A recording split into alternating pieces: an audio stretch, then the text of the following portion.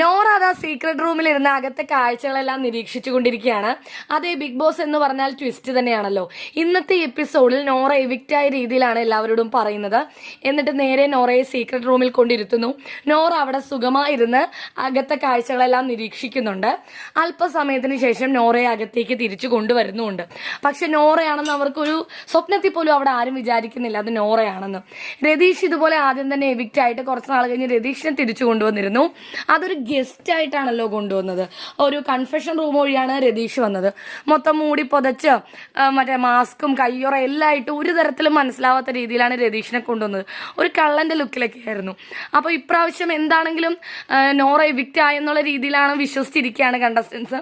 അപ്പോൾ അല്പസമയത്തിനകം തന്നെ ആ എവിക്റ്റ് ആയി പോയ വ്യക്തിയെ തിരിച്ചു കൊണ്ടുവരില്ലല്ലോ. ഇപ്പൊ രതീഷൊക്കെ എവിക്റ്റ് ആയി കഴിഞ്ഞ് കുറേ ദിവസങ്ങൾക്ക് ശേഷമാണ് ഒരു ഗസ്റ്റ് എന്ന രീതിയിൽ രതീഷിനെ കൊണ്ടുവന്നത്. നോറ എവിക്റ്റ് ആണെന്ന് പറഞ്ഞ് കുറച്ച് സമയത്തിന് ശേഷം അപ്പൊ തന്നെ തിരിച്ചു കൊണ്ടുവരാൻ ഒരു സാധ്യതയും ഇല്ല എന്നാണ് കണ്ടസ്റ്റൻസ് വിചാരിക്കുന്നത്. പക്ഷെ ബിഗ് ബോസ് നോറയെ അല്പസമയത്തിനകം തന്നെ തിരിച്ചു കൊണ്ടുവന്നിരിക്കുകയാണ്.